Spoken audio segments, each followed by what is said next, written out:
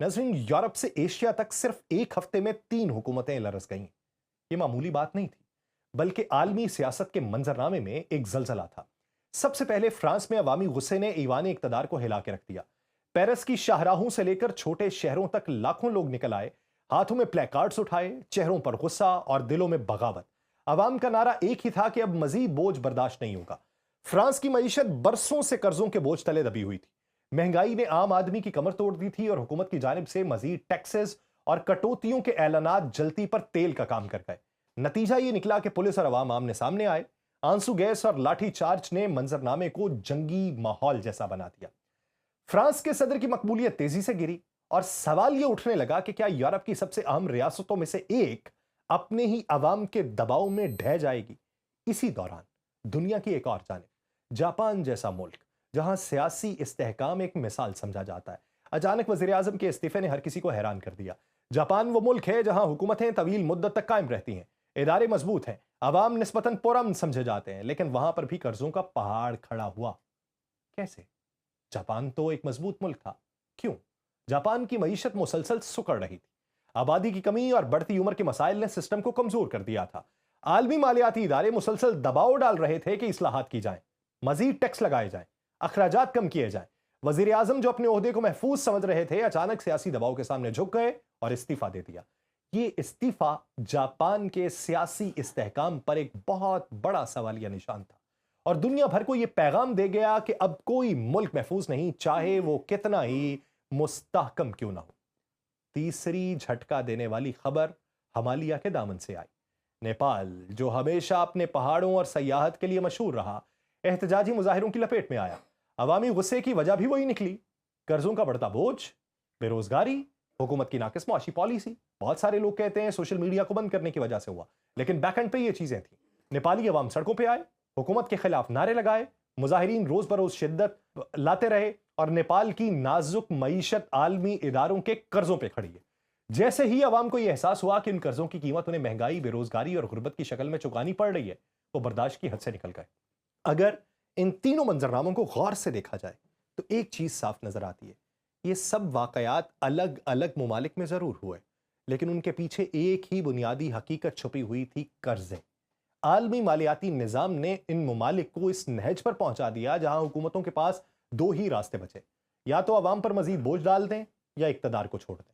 लेकिन अवाम अब वो पुराने अवाम नहीं है जो खामोशी से सब कुछ सह लेते हैं। सोशल मीडिया उन्हें शऊर दे रहा है कि बैनुल अक़वामी सतह पे ग्लोबली ये एक आफाकी नस्ल है जो इस वक्त जेन-ज़ी की सूरत में हमें सामने देखने को मिल रही है। महंगाई ने उनके अंदर गुस्सा भरा है और कर्जों ने उनके सब्र का पैमाना लबरेज कर दिया। सवाल यह कि सब कुछ एक ही हफ्ते में कैसे हो गया?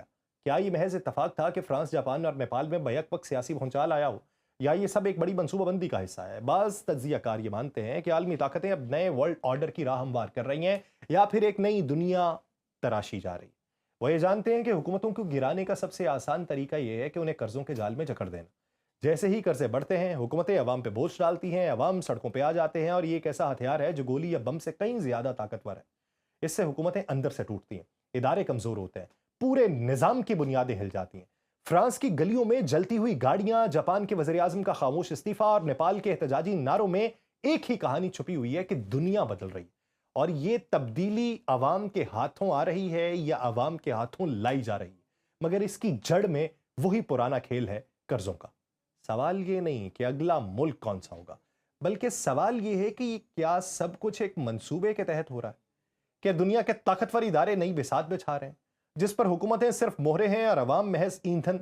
सबसे पहले अगर जापान के मंजर को वजह करना चाहें, जापान जैसी मईशत जिसे हम अक्सर मजबूत इदारों और माली इस्तेहकाम की मिसाल समझते हैं, वहां भी कर्ज का बोझ इस कदर बड़ा है कि वो आलमी सतह पर नुमाया। जापान की अमूमी सरकारी कर्जादारी मुल्क के जीडीपी के करीब 234% के इर्द गिर्द रिकॉर्ड हुई है और 2025 के अवाइल तक मजमूई सरकारी कर्जा जो है वो 1320 ट्रिलियन येन के करीब पहुंच चुका है।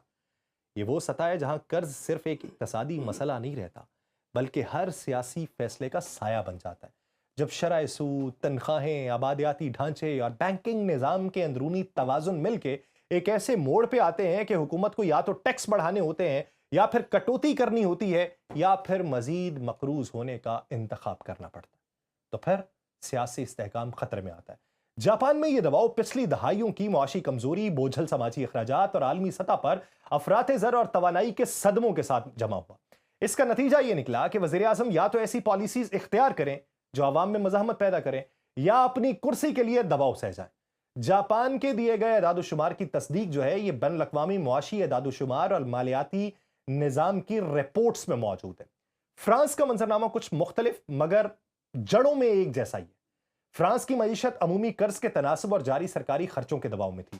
यूरोप के बड़े इलाकों में तवानाई के बहरान, महंगाई और वबाई दौर के मालियाती इमदाद के बोझ ने फ्रांसीसी खजाने के ऊपर असर डाला। उसके नतीजे में हुकूमत ने कुछ ऐसे इस्लाहाती पैकेज और खर्चों में कमी की तजवीज़ दी जिसने अवामी नाराजगी को भड़काया और सड़कों पर बड़े पैमाने पर एहतजाज और हड़तालें फूट पड़ी। नतीजे में हुकूमत के अंदर सियासी दबाव देखने को मिला और फ्रांसीसी कर्जाजात का हजम जून 2025 तक तकरीबन 3.3 ट्रिलियन यूरो यानी जीडीपी का तकरीबन 114% हो गया, जिसने मुल्क को दर्जाबंदी एजेंसीज और बैंक मार्केट में भी कमजोर कर दिया। अवामी गम गुस्सा जब रोजमर्रा जिंदगी के अखराजात, पेंशन इस्लाहात और टैक्सेस की इजाफी मुहिम से मिलता है तो एहतजाज लाजमी मंजर बन जाता है। नेपाल का मंजर बजाहिर छोटा मगर मानी में बहुत बड़ा था। एक निचले आमदनी वाले मुल्क के लिए बैरूनी कर्ज, दाखिली कर्ज और मालियाती जिम्मेदारियां मुल्क की मईशत की लचक कम कर देती हैं। नेपाल की बैरूनी कर्जादारी को अगर यूएसडी यानी यूनाइटेड स्टेट डॉलर्स की सतह पे देखा जाए तो 2024 के एदाद-ओ-शुमार के मुताबिक बैरूनी कर्ज की सतह में लगभग 10.5 बिलियन डॉलर नोट की गई है और हुकूमती कुल वाजिबुल अदा कर्ज कौमी करेंसी में मार्च 2024 तक तकरीबन 2388 बिलियन नेपाली रुपए के बराबर रिपोर्ट हुआ है। छोटी मईशतों में यह तादाद निस्बतन कम महसूस होती है, मगर जीडीपी, बरामदात और टैक्स बुनियाद की कमजोरियां जब इसके साथ मिलती हैं तो मंजरनामा यकसर तब्दील हो जाता है। कर्ज की अदायगी के लिए दरकार सख्त मुआशी इक़दाम आसानी से अवाम के मायार जिंदगी को बुरी तरह मुतासिर करते हैं, जिसका नतीजा एहतजाज और सियासी अदम इस्तेहकाम की सूरत में निकलता है। नेपाल में हालिया एहतजाज महज मईशती वजूहात तक महदूद ना रह के समाजी नाइंसाफी, बेरोजगारी और नौजवानों की मायूसी से भी बढ़ गए। अब सवाल यह उठता है कि ये तीनों वाकयात एक दूसरे से मुंसलिक हैं या महज एक ही हफ्ते में इत्तफाकन सामने आए।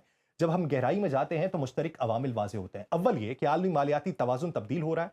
वबाई मुद्दत के दौरान और बाद में तवानाई के बहरान, कमजोर नमू और अफराते ज़र ने हुकूमतों को कर्ज लेने पर मजबूर किया। दूसरा,